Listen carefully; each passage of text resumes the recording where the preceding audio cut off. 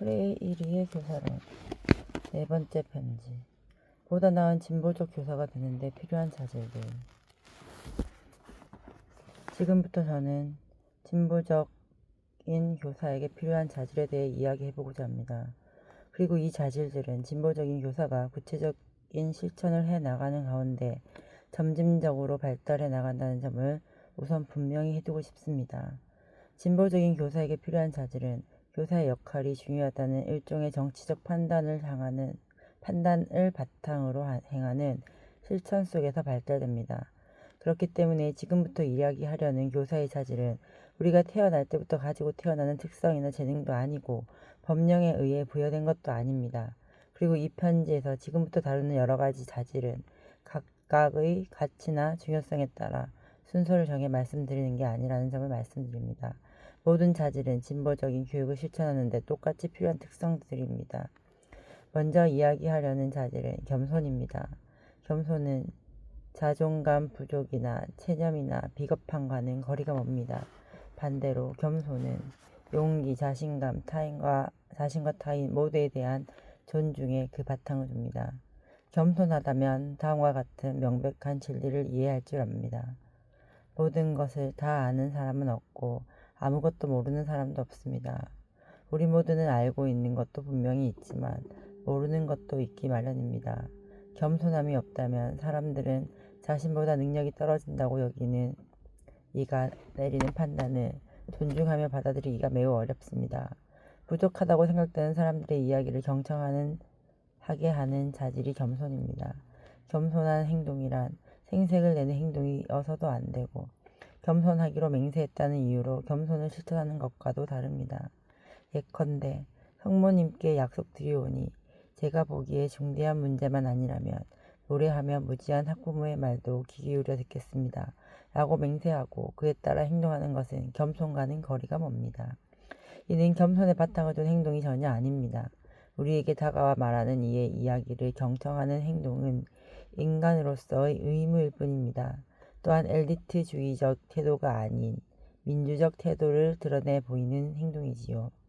사실 저는 자기 확신으로 가득 차 있는 오만하기 짝이 없는 사람이 어떻게 편견을 이겨내야만 하는 민주주의의 이상을 지켜나갈 수 있을지는 도무지 모르겠습니다.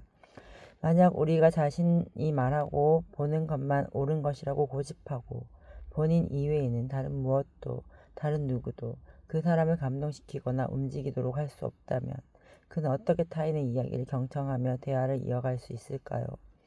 타인의 이야기를 듣다가 굴욕감이나 수치심이 들더라도 이를 겸허한 자세로 받아들일 수 있는 사람이야말로 언제든 가르치고 배울 준비가 된 사람입니다. 겸손은 우리가 자신만의 진리 안에 스스로 갇히지 않도록 해주는 타질입니다. 이런 겸손함을 보조해주는 것 중에 하나가 바로 상식입니다. 상식을 통해서 우리는 너무나 익숙해져 버린 나머지 소홀히 지나치게 되는 자신의 모습을 되돌아볼 수 있습니다. 당신은 지금 당신이 상대하고 있는 사람이 어떤 사람인지 모르지요. 라는 식의 오만함, 그리고 모든 것을 알고 있는 양 자신의 지식을 드러내는 현학적인 자만심은 겸손한 사람의 차분함과는 거리가 멉니다. 겸손한 이의 차분함은 냉담함과는 다릅니다. 확신이라 부를 수 있는 범주 안에는 맹목적으로 믿는 확신이 아닌 불확실한 확신의 상태가 존재하는 것처럼 겸손함은 사람들의 불안정성에서 나오는 것이 아니라 더 많은 사람의 불안정한 안정성으로부터 나옵니다. 따라서 과도하게 자기 확신을 하는 그런 안정성이 아니라 불안정한 안정성을 바탕으로 하는 태도가 바로 겸손이 그 모습을 드러내는 여러 방식 중 하나입니다. 이와 반대로 권위주의적인 태도로 무장한 사람들은 자꾸만 편을 가르려고 하는 분파주의자입니다. 이들은 자신들이 알고 있는 것만 유일한 진리라 여기며 자신들의 진리를 타인에게 일방적으로 전하려 합니다. 이들은 다른 사람의 구원이 자신들의 진리에 달려 있다고 믿습니다. 이들은 자신들의 지식이 무지몽매함으로 인해 어두운 상태에 있는 다른 이들에게 빛을 밝혀 비춰준다 생각하지만 이런 권위주의적인 이의 지식과 오만의 영향을 받는 이들은 결국 그 지식과 권위에 종속됩니다. 부모나 교사들의 권위주의에 대해 이야기해 보겠습니다. 더 많은 사람들이 생각하는 것처럼 아이들과 학생들은 때로는 다름 아닌 권위주의 때문에 제약이나 규율, 권위를 거부하는 반항적인 모습을 보입니다. 또한 아이들과 학생들은 권위주의로 인해 모든 일에 무관심해지고 지나치게 순종적이 되며 무비판적으로 동조하는 모습을 보입니다. 그러면서 권위주의적인 대화나 일방적인 자기이생, 그리고 자유에 대한 두려움에 저항할 힘과 기회를 잃어버립니다. 권위주의로 인해 나타나는 다양한 반응에 대해 이야기했는데 제가 보기에는 권위주의로 인한 일련의 반응은 기계적 방식으로는 그렇게 편리한 방식으로는 나타나지 않습니다. 따라서 독단적인 방식으로 이루어진 엄격한 지도를 아무 탈 없이 겪어내는 아이들이 있을 수도 있습니다. 하지만 그렇다고 해서 우리가 이런 가능성에 기대어 도박을 해도 된다거나 권위주의적이지 않은 존재가 되려는 노력을 게을리 해도 되는 것은 아닙니다. 민주주의를 향한 우리의 꿈을 위해 노력을 드리는 일이 좀처럼 쉽지 않더라도 성장하고 있는 우리 아이들과 학생들을 존중하는 마음으로 그것을 해내야 합니다. 학생들과의 관계에 있어서 교사는 겸손뿐만 아니라 다른 자질도 필요합니다. 바로 사랑하는 태도입니다. 이것이 없으면 교사의 어떤 행위도 아무 의미가 없습니다. 여기서 제가 말하는 사랑하는 태도란 학생을 대하는 교사의 태도에 대한 것이기도 하지만 가르치는 일을 대하는 교사의 태도에 관한 것입니다. 트집 잡고자 하는 것은 아닙니다만 사실 저희 교사들이 시인 티아고 데멜로의 표현처럼 사랑으로 무장하지 않고서는 수많은 부정적 요소들 속에서 살아남기란 어렵다고 확신합니다. 사랑하는 태도 없이 교사들은 적은 급여를 받으면서 그리고 그 적은 액수로부터 짐작되는 정보의 교사에 대한 무시 속에서 살아남기란 어렵습니다. 아이들을 돌보는 부모로서가 아니라 소신을 가지고 노조를 결성해 투쟁하고 제재를 받기도 하면서 학생들에 대한 헌신을 포기하지 않는 그런 교사들을 업신여기는 정부의 불의한 태도 가운데서 살아남는 예는 꽤 어렵습니다. 그렇기에 진실로 교사들은 사랑으로 무장해야 합니다. 그 사랑은 투쟁하고 비판하며 자신들의 투쟁을 널리 알릴 권리와 의무를 확신하는 사람들의 분투하는 사랑이어야 합니다. 이런 사랑이야말로 바로 진보적인 교육자에게 필요한 사랑이며 우리 모두가 반드시 배워야 할 사랑의 한 형태입니다. 말씀드린 이런 사랑의 태도로 인해 저는 싸움을 하고 언제나 준비합니다. 사랑의 태도는 종종 제 자신 안에 그리고 저의 사회적 경험 안에 또 다른 덕목이 갖춰지기를 요구하는데 그것은 바로 용기의 덕목입니다. 용기는 외부에서 찾을 수 있는 그런 덕목이 아닙니다. 그리고 용기는 자신이 가지고 있는 두려움을 이겨내도록 하는 것이기에 기본적으로 두려움을 내포합니다. 우선 두려움이란 매우 구체적인 대상이라는 점을 분명히 하고자 합니다. 두려움은 결코 추상적인 대상이 아닙니다. 그리고 두 번째로 두려움에 대해 이야기하는 것은 지극히 평범한 일입니다. 또한 우리가 두려움에 관해서 이야기할 때는 우리 자신이 내렸던 선택을 명료화할 필요가 없습니다. 우리가 했던 선택을 구체적이고 명확하게 해두는 이 과정은 그 자체가 두려움을 야기하는 구체적 경험 중 하나입니다. 본질적으로는 교육적 성격을 띠고 있지만 실질적으로는 정치적 성격을 띠는 우리 교사의 선택과 꿈을 명료화하고 우리가 교육자이기 이전에 정치적 대리인이라는 점을 인식하면 할수록 자신이 두려움을 갖는 이유가 무엇인지를 그리고 민주주의의 발전을 위해 얼마나 더 나아가야 하는지를 깨달을 수 있습니다. 또한 저는 학습자의 비판적 의식을 일깨우는 교육을 하기 위해서는 우리의 의식을 변형시키는 힘을 지닌 신화를 극복해야 한다고 생각합니다. 하지만 이런 신화에는 지배의 권력과 이데올로기가 반영되어 있기 때문에 이에 맞서다 보면 필연적으로 지배 권력과 부딪히게 됩니다. 직장에서 해고되거나 승진에서 밀릴 때 느끼는 감정과 같은 구체적인 두려움을 마주할 때 우리는 우선 두려움의 범위와 대상을 분명하게 규정할 필요가 있습니다. 그러면 두려움이란 자신의 현재 존재로서 살아있다는 증거임을 인식할 수 있을 것입니다. 두려우면 애써 감출 필요가 없습니다. 그리고 두려움이 자신을 무력화시키지 않도록 해야 합니다. 자신이 가지고 있는 정치적 꿈이 자신을 향한 위협을 약화시킬 수 있겠다는 확신이 든다면 그 꿈을 위해 싸워야 합니다. 말하자면 용기는 자신이 지닌 두려움을 제어할 필요를 실감할 때, 즉 두려움을 다스릴 때에 일어납니다. 그러므로 한편으로는 두려움 자체를 부정하면 안 되고 다른 한편으로는 두려움에 굴복해서도 안 됩니다. 우리에게 필요한 용기는 바로 두려움을 다뤄나가는 그 과정에서 일어나므로 우리는 반드시 두려움을 다스려 가야만 합니다.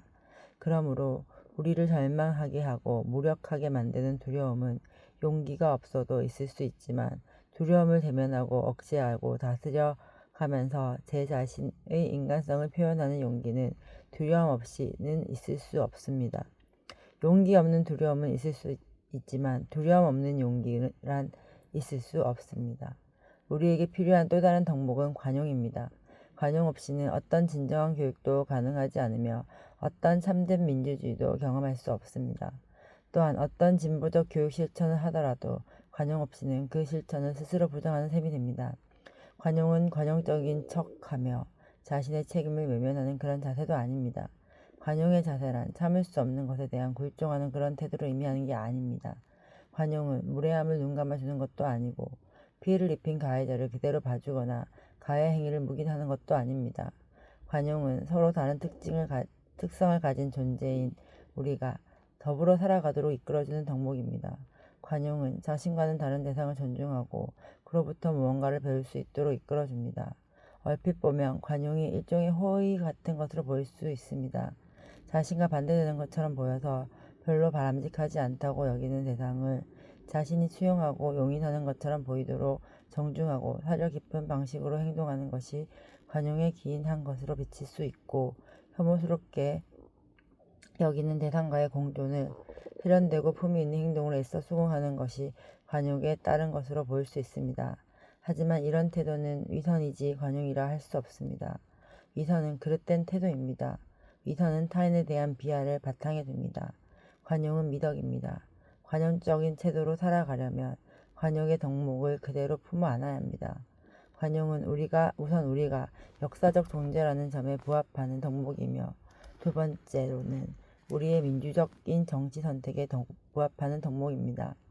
자신과는 다른 대상과 공존하고자 하는 미덕인 관용을 기본 원칙으로 두는 그런 경험을 하지 않는 누군가가 과연 민주적일 수 있을까요?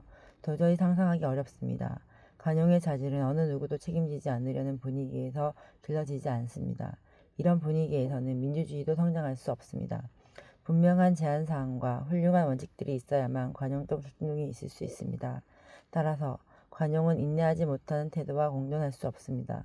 권위가 남용되는 권위주의 체제나 자유가 절대되지 않는 방임적 체제에서는 관용의 자질을 기르기가 무척 어렵습니다. 관용은 존중, 규율, 윤리를 필요로 합니다. 성, 인종, 계급 차원의 편견에 사로잡힌 권위주의적인 사람들은 무엇보다도 먼저 자신의 편견을 깨지 않고서는 관용적인 존재가 결코 될 수 없습니다. 이런 까닭으로 말과 행동이 일치하지 않는 편협한 사람들이 역설하는 진보적 주장은 거짓된 주장일 수밖에 없습니다. 또한 과학주의를 신봉하는 사람들도 과학을 절대적 진리로 맹신하기 때문에 마찬가지로 관용적이기 어렵습니다.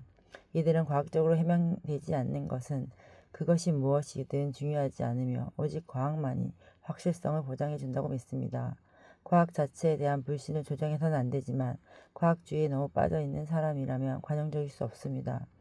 진보적인 교육자가 되고자 하는 우리가 갖고 나가야 할 또 다른 자질로 결단력, 안정성, 인내심과 조바심 간의 긴장, 그리고 삶을 즐겁게 대하는 태도를 덧붙여야 합니다.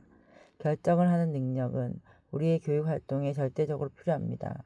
결단력이라는 어려운 덕목을 학생에게 가르치기 위해서는 교사가 먼저 그 결정하는 능력을 보여줄 수 있어야 합니다. 결정을 한다는 것은 자유로운 선택만큼이나 어렵습니다. 구별되고 대비되는 대상, 논지, 사람들을 비교하여 적절한 타협점을 찾는 과정 없이는 할 수 없는 행위가 바로 결정입니다. 그러므로 무언가를 결정하는 과정에는 가능한 한 여러 측면과 사람, 입장들을 비교하고 그 가운데에서 하나를 추려내는 일종의 면밀한 평가가 수반됩니다. 이런 평가를 통해 도출한 모든 결과는 최종적인 선택을 하는 일에, 즉 결정을 내리는 데 도움이 됩니다. 결정을 한다는 것은 어떤 부분에서 결렬이 이루어짐을 의미하기에 항상 쉽게 해낼 수 있지는 않습니다. 그러나 아무리 어렵다 하더라도 이미 익숙해진 상태에 균열을 가하지 않고서는 어떤 결정도 할 수가 없습니다. 교육자에게 결핍이 있을 수 있는 것들 중에 하나가 바로 결정 능력입니다. 교사가 주저하고 망설이며 결정하지 못하는 태도를 보이면 학생들은 이를 도덕적 나약함이나 전문성 부족으로 인식합니다. 민주적 교육자라면 민주적 환경을 조장한다는 이유로 자신을 없는 존재처럼 만들어서는 안 됩니다. 비록 교사가 학생들의 삶을 전적으로 책임질 수는 없더라도 일련의 결정을 내려야 할 때 책임지지 않는 모습을 보이며 민주주의 뒤에 숨어서는 안 됩니다. 물론 자의적으로 결정해서도 안 됩니다. 예를 들어 교사가 권위를 가지고 있으면서도 자신의 책임과 의무를 감당하지 않으면서 자유방위에 빠진 권위적 인물처럼 행동한다면 이는 권위를 남용하는 경우보다 더 암울합니다. 당면한 문제를 분석하고 이를 토대로 학생들과 함께 토의하여 의사결정을 내리는 민주적 교육 실천 사례가 많습니다. 어떤 결정이 필요하고 그 결정이 교육자의 전문성 범위 안에 있을 때 교사가 행동하지 않고 이를 등한시해도 될 이유는 어디에도 없습니다. 주저하고 망설이며 결정하지 못하는 태도는 자신감이 부족하다는 사실을 드러내는 것입니다. 자신감은 학교, 교실, 가정, 각종 기관, 단체들, 회사, 정부, 어디서든 자리에 책임을 지고 주도적인 역할을 해내야 하는 사람이라면 누구든 필수적으로 갖추어야 하는 태도임이 분명합니다. 한편 안정성과 자신감을 가지기 위해서는 과학적 역량, 정치적 선명성, 그리고 윤리적 진실성이 우리에게 필요합니다. 자신의 행위를 과학적으로 해명할 수 있는 논리 없이는 자신의 행위를 안정적인 것으로 여길 수 없습니다. 자신의 행위가 무엇에 관한 것이며 왜 이루어졌으며 어떤 결과를 가져올 것인지에 대한 최소한의 고려조차 하지 않은 상황이라면 역시 스스로의 행위에 안정성이 있다고 생각하기 어려울 것입니다. 이는 우리가 헌신하고자 할 때도 마찬가지입니다. 누구를 혹은 무엇을 옹호하는 것인지 또 누구와 혹은 무엇과 대립하는 것인지를 알아야 안정성을 가질 수 있습니다. 또한 자신의 행위에 안정성이 있다 확신하기 위해서는 스스로가 진심 어린 행동이라 여길 수 있는 행위를 해야 합니다. 다른 사람들을 난처한 상황에 빠지게 하여 이를 품위에 손상 주는 식의 행위로는 안정성을 가질 수 없습니다. 교육자가 그런 윤리적 무책임과 냉소적 태도를 보인다면 이는 스스로 이런 능력을 제대로 인식지 못한 무능력한 상태라는 사실만 드러낼 뿐입니다. 학생들을 독려하기 위해서는 교육자는 꼭 안정적인 규율에 따라 교육을 해야 하는데 교육자의 능력이 반영되는 이 규율은 학습자에게 점차로 드러나 보이게 됩니다. 이 규율은 학생들에게 급작스럽게 한꺼번에 전달할 수 있는 것이 아닙니다. 이 규율은 조용하고 겸손하게 전달됩니다. 또한 이 규율은 교육자가 확신을 가지고 명료하고 단호한 권위를 실천하는 일과 모순 없이 어울립니다. 그러나 교육자가 끊임없이 정의를 추구하는 취향이 부족하다면 이 중 어느 것도 제대로 구현할 수 없습니다. 교사가 특정 학생에게 더 관심을 갖고 좋아하는 데에는 수없이 많은 사정이 있습니다. 어느 누구도 이를 제지할 수 없습니다. 이는 교사의 권리입니다. 다만 교사는 어떤 특정 학생을 선호한 나머지 다른 학생들의 권리를 무시하거나 간과해서는 절대로 안 됩니다. 진보적인 교육자에게는 결코 없어서는 안 될 또 다른 기본적 자질이 있습니다. 그것 사이에는 서로 대비되는 인내심과 조바심 사이의 중용을 지키는 지혜입니다. 인내심과 조바심 어느 하나만 필요하지 않습니다. 교육자에게 인내심만 있다면 교육자는 자기 자신이 가지고 있는 민주주의를 향한 꿈마저 포기하는 소극적이고 체념적인 입장이 될 수 있습니다. 인내심만 있다면 역동성을 잃어버리고 무기력해지기만 합니다. 반대로 조바심만 있다면 교육자는 실천에만 맹목적으로 몰두하게 되어 행동을 위한 행동만을 하고 행동의 여러 층이라고 할 수 있는 전략과 전술을 제대로 구분해 인식하기 어려워집니다. 인내심만 있다면 교육자의 실천이 가볍고 비효과적인 것이 되어 교육 목표를 효과적으로 달성하기 어렵습니다. 또한 미성숙한 조바심은 교육자가 자신을 역사의 주인으로 보는 오만한 태도를 갖게끔 하여 교육 실천의 성공을 위협합니다. 조급함 없이 인내심만 가지고 있다면 오직 불평만 하게 될 것이며 인내심 없이 조급함만 가지고 있다면 책임감 없는 행동만 하게 됩니다. 어느 한쪽을 결여한 채로 다른 한쪽의 자질을 발휘하는 것이 아니라 두 가지 자질의 긴장관계를 유지하며 살아가는 것이 바로 우리가 가져야 할 미덕입니다. 교육자는 조바심을 내면서도 인내심을 가져야 하며 둘 중 어느 것도 그대로 포기해서는 안 됩니다. 존재 방식과 활동 방식에 있어서 이러한 균형을 조화롭게 맞춰가고자 할 때 우리는 언어적 절제라 부를 수 있는 또 하나의 자질에 대해서도 생각해야 합니다. 언어적 절제는 인내심과 조바심 간의 중용의 원리를 내포합니다. 조바심의 자질을 잃지 않으면서 인내하는 사람들은 적절한 언어적 표현을 구사할 줄 압니다. 이들은 용인될 수 있는 언어적 표현 수준을 넘어서는 법이 없으면서도 적극적인 대화의 자세도 잃지 않습니다. 인내심을 발휘하는 사람들은 당연히 화를 낼 법한 일도 억제하며 진중히 자신의 화나 불안을 다스려 차분히 표현합니다. 반면에 조바심을 제어할 줄 모르는 사람들은 제대로 걸러지지 않은 표현들을 대화 중에 아무렇지 않게 내뱉곤 합니다.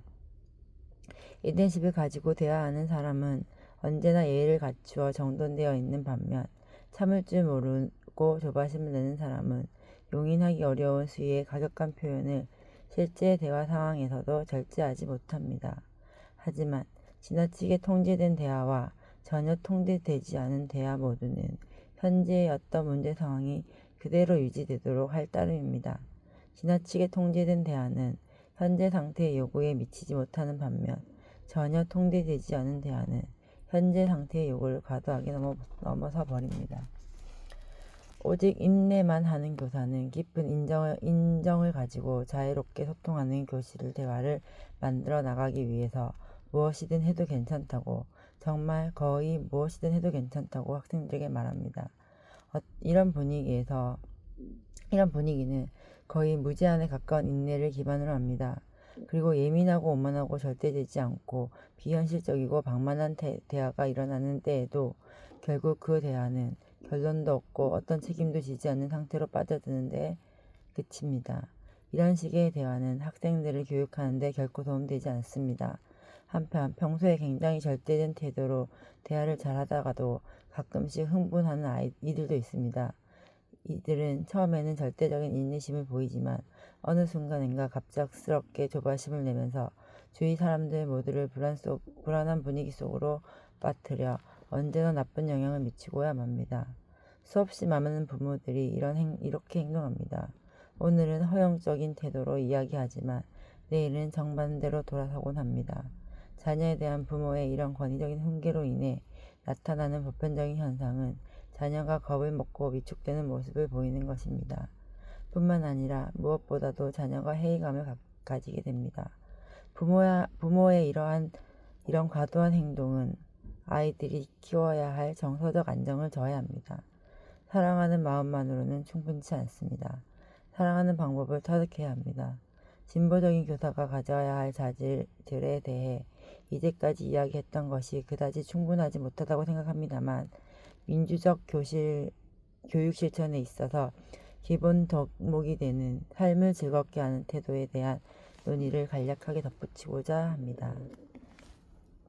죽음에 대해 생각하기보다는 삶에 온전히 투신한다면 삶의 즐거움을 자유롭게 맛볼 수 있으며 그럼으로써 슬픔의 이유를 애써 감추어야 할 필요도 없어지게 됩니다. 삶을 즐겁게 대하는 태도는 우리로 하여금 학교에서 즐겁게 지낼 수 있도록 준비하게 해줍니다. 죽음을 부정하거나 삶을 신화하려는 뜻은 없다는 말씀을 드리고 싶습니다. 겸손, 사랑의 태도, 용기, 관용, 결단력, 인내와 조바심의 중용, 언어적 절제 등의 자질을 가지고서 사소한 실수나 오해들을 넘어서기 위해 우리가 기꺼이 애를 쓰는 것과 별개로 무엇보다도 우리는 행복하고 즐거운 학교를 만드는데 공헌할 수 있어야 합니다. 우리는 학교를 계속해서 도전하고 위협을 두려워하지 않으며 포기를 거부하는 모험의 공간으로 만들어 나가야 합니다. 학교는 생각하는 곳입니다. 학교는 참여하는 곳입니다. 학교는 새롭게 창조하는 곳입니다. 학교는 표현하는 곳입니다. 학교는 사랑하는 곳입니다. 학교는 궁리하는 곳입니다. 학교는 적극적으로 삶을 품어 안으며 삶에 대해 긍정하는 곳입니다. 학교는 그저 잠자코 조용히 머물다 떠나는 곳이 아닙니다. 정부의 무시와 반민주적인 권력의 독선에 기인한 난간들을 넘어서는 쉬운 방법이 있습니다. 운명론의 굴레를 과감히 벗어버리는 것입니다. 내가 할 수 있는 게 뭘까요? 나를 교사라고 부르든 부모라고 부르든 호칭과는 상관없이 여전히 나를 적은 월급을 주고 등한시해도 되는 사소한 존재로 대접받고 있는데 이러한 태도를 가진다면 현실적으로 가장 편할 것입니다. 하지만 이는 투쟁을 회피하고 역사를 외면하는 태도입니다. 갈등을 외면하고 삶의 존엄한 가치를 폄하하는 태도입니다. 투쟁과 갈등 없이는 인간과 삶의 진정한 존재의 가치가 사라져 버립니다. 갈등은 우리의 양심과 함께합니다. 갈등을 부정하면 우리는 가장 현실적인 일들을, 즉 사회적 삶 가운데서 생생하게 겪고 있는 일들의 현재성을 무시하게 됩니다. 갈등을 애써 외면하는 모습은 곧 현재 상태를 유지하려는 모습입니다. 따라서 저는 교사들이 내부에 상존하는 다양한 이해와 관심사를 결집하여 스스로의 권익을 보호하는 것, 그 외에는 다른 대안을 찾지 못하겠습니다. 교육자들이 챙겨야 할 권리에는 자유롭게 가르칠 권리, 자신의 의사를 표현할 권리, 보다 나은 교육 조건을 누릴 권리, 유급 학습 휴가를 누릴 권리, 단결할 권리, 불이익의 위협 없이 권력 집단을 비판할 권리, 생존을 위해 불가피하게 거짓을 말해야만 하는 상황에 처해 있지 않으며 언제나 진지하게 일관성을 유지할 의무가 자신에게 있음을 주장할 권리가 포함됩니다. 우리는 이러한 권리들을 단순히 알고 있는데 그칠 것이 아니라 이를 존중받으며 행사할 수 있도록 싸워야 합니다. 가끔은 노동조합으로 함께 연대해서 싸울 필요도 있고 좌파든 우파든 조합의 리더십이 지나치게 분파적인 경우에는 그러한 리더십에 대항하여 비판과 투쟁을 전개할 수 있어야 합니다. 뿐만 아니라 자칭 진보적이라고 하는 전통주의자나 스스로를 역사의 정점에 서 있는 존재로 여기는 신자유주의자들, 그리고 그 밖의 적폐와 같은 숱한 이들이 뿜어내는 사악한 분노에 맞서 진보적으로 제도를 실행하고 관리하는 이로써 우리는 싸울 필요가 있습니다.